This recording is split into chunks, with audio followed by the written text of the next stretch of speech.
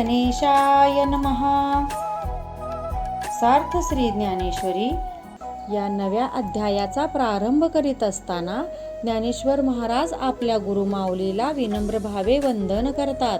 त्यांच्या नावाचा जय जयकार करतात.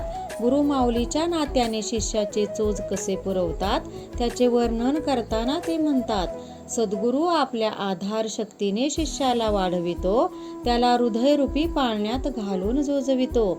सोहमनादाचा वाजणारा खुळखुळा त्याच्या हातात देतो, त्याला समाधी सुखात झोपवितो. तसेच सद्गुरू शिष्यास जीवन कलेचे दूध पाजतो.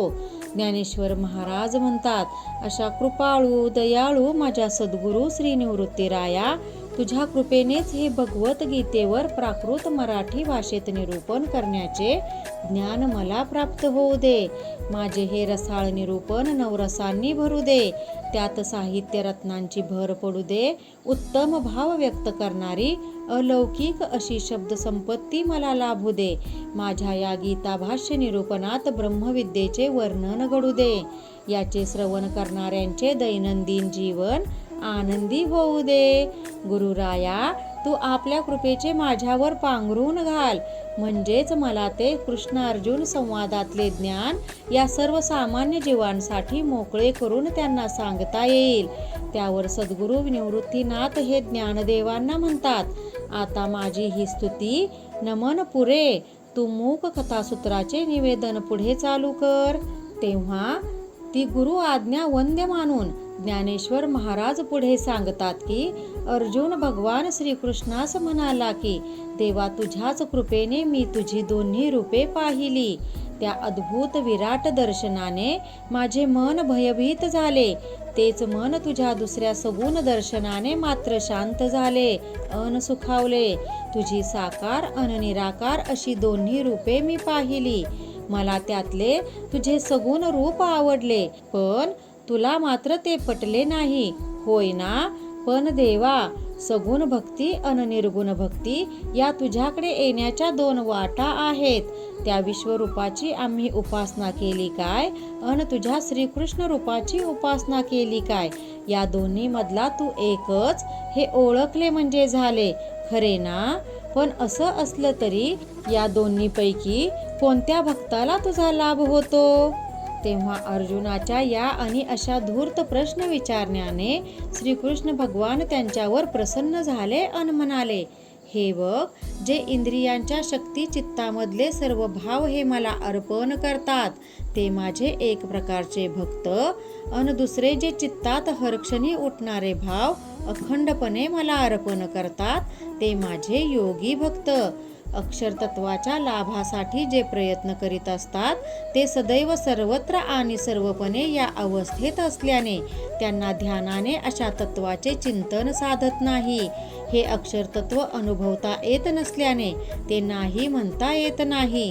त्या तत्वाच्या प्राप्तीसाठी साधक काय करतो ते ऐक.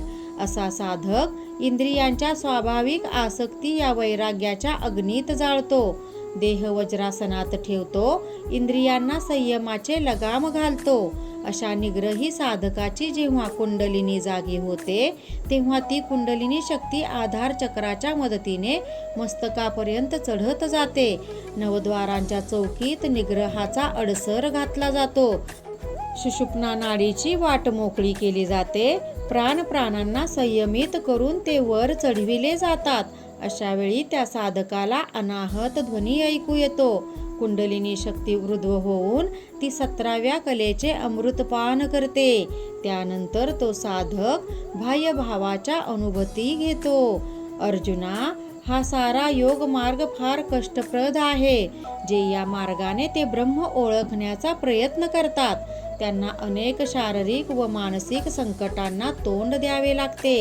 निराकार परब्रह्माची प्राप्ती होण्यासाठी शून्याशी संघर्ष करावा लागतो. त्यांना पूर्णपणे निरासक्त व्हावे लागते. सर्व दैहिक इच्छांवर विजय प्राप्त करून घ्यावा लागतो. एकूणच हा योग भक्ती मार्ग फार अवघड अन कष्टप्रद आहे. परंतु हे अर्जुना, हे भक्त दुसरा म्हणजे भक्तीचा मार्ग निवडतात. त्यांना फार कष्ट पडत नाहीत. असा भक्त त्यांची नित्य नैमित्तिक कर्मे करीतच राहतो. तो तो ती कर्मे मला म्हणजेच ईश्वरालाच अर्पण करत असतो. तो कर्मफलाचा त्याग करतो. असा भक्त नित्य माझे ध्यान करतो, माझ्या अनुसंधानात राहतो. जो सर्व भावे माझा होतो, त्या माझ्या प्रिय भक्तांचा सर्व भार मी माझ्या खांद्यावर घेतो. त्यांचा योगक्षेम मी चालवितो. त्यास संसार प्रपंचाची चिंता राहू देत नाही. असे भक्तच मला फार अधिक प्रिय असतात. जसा ज्याचा स्वभाव, वृत्ती अन आवड असेल, तस तसा भक्ती करण्याचा मार्ग हा ज्याच्या त्याच्यासाठी मोकळा आहे.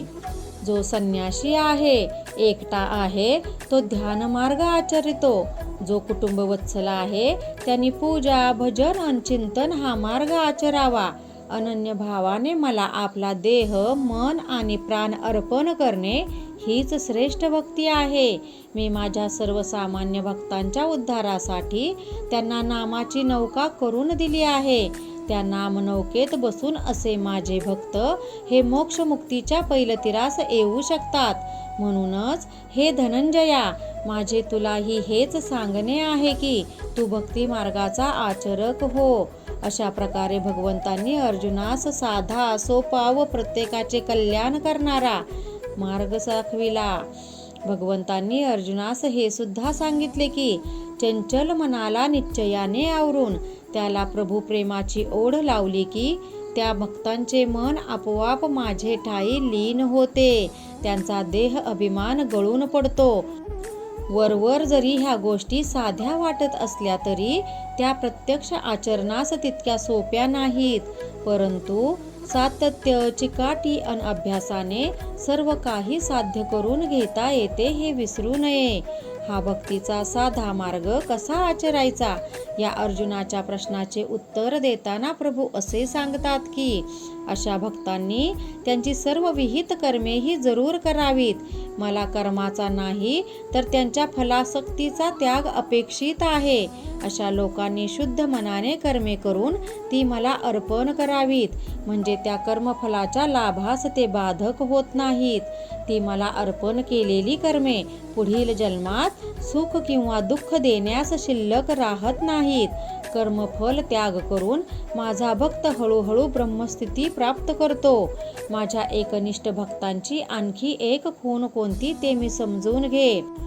असा माझा मला सर्वत्र पाहणारा भक्त कोणाचाही राग, द्वेष, मत्सर करत नाही. तो स्वतःच्या मानापमानानेही दुःखी, कष्टी व आनंदी होत नाही. जीवनातले सुख दुःख तो साक्षीत्वाने भोगतो. तो सर्वत्र मला पाहतो. माझ्या प्रती आस्था, प्रेम राखतो. नित्य माझे भजन, पूजन आणि चिंतन करतो. विश्वची माझे घर अशी ज्याची बुद्धी स्थिर झाली आहे, तो भक्त मला अत्यंत प्रिय असतो. मी त्याचा दास होऊन त्या भक्ती प्रेमापोटी त्याचा सतत सांभाळ करतो. अर्जुना, मला प्राप्त करून घेण्याचा अनन्य भावे भक्ती अन मजप्रत सर्वस्व समर्पण करणे हा एकच साधा, सोपा अन श्रेष्ठ मार्ग आहे. यालाच उत्तम भक्तियोग असे म्हणतात. या मार्गाचे जे आचरक भक्त असतात ते मला अधिक प्रिय आहेत.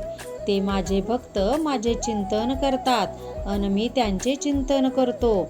मी त्यांना अन ते मला असे आम्ही एकमेकांना देवता स्वरूप मानून परस्परांचे पूजन करतो.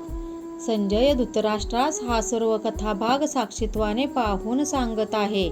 तो सांगतोय की महाराज स्वतः जो निर्मळ, निष्कलंक, लोकांवर दया, कृपा, प्रेम करणारा तो परमात्मा अर्थात भगवान श्रीकृष्ण हा अर्जुनास या प्रकारे भक्तियोग मार्गाची ओळख करून देतो.